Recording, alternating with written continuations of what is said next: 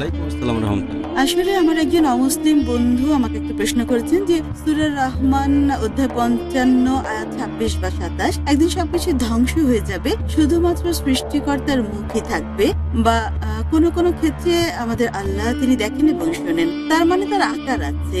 এটা কি বিপরীত কথা হয়ে গেল না? বোন একটা প্রশ্ন করলেন যে সূরা রহমান অধ্যায় 55 বলা হয়েছে যে সবকিছু ধ্বংস হয়ে যাবে শুধুমাত্র আল্লাহ ছাড়া। কোরআনে আছে আল্লাহ নিরাকার, তাই এখানে একটা প্রশ্ন এসেছে আল্লাহর কি শরীর আছে?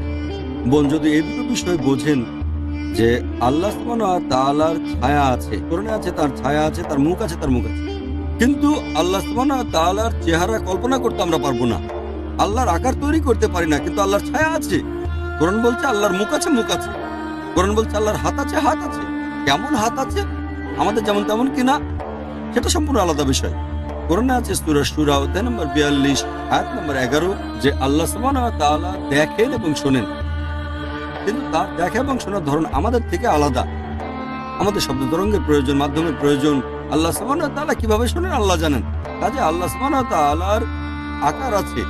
আমরা আল্লাহ সুবহানাহু ওয়া তাআলার কোনো ছবি তৈরি করতে পারি না, ছবি তুলতে পারি না, মূর্তি বানাতে পারি না। আর এই পৃথিবীর কোনো মানুষই আল্লাহ সুবহানাহু ওয়া তাআলাকে দেখেনি। আখিরাত আমাদের মৃত্যুর পরে, সেটা ভিন্ন কথা।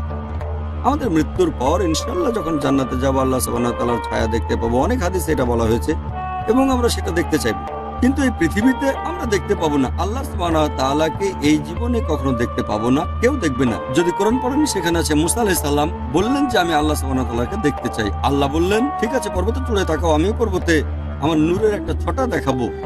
তখন মুসা আলাইহিস সালাম সে পর্বতের দিকে তাকালেন আর দেখলেন পর্বতটা ঝুঁকে মাটিতে মিশে যাচ্ছে। এটা দেখে মুসা আলাইহিস সালাম অজ্ঞান হয়ে গেলেন, তিনি আল্লাহ সুবহানাহু ওয়া তাআলাকে দেখেননি। পর্বতে আল্লাহ নূরের ছটা দেখলেন এবং পর্বতটা মাটিতে মিলে গেল, আর সেই পর্বতে তাকিয়ে মুসা আলাইহিস সালাম অজ্ঞান হয়ে গেলেন।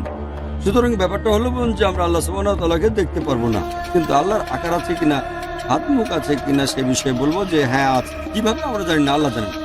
তবে আমরা অপেক্ষা করব ইনশাআল্লাহ আখিরাতে ইনশাআল্লাহ দোয়া করে আমরা যেন জান্নাতে যাই, ইনশাআল্লাহ আমরা তা দেখা পাবো, তাকে বলবো ইনশাআল্লাহ আশা করি।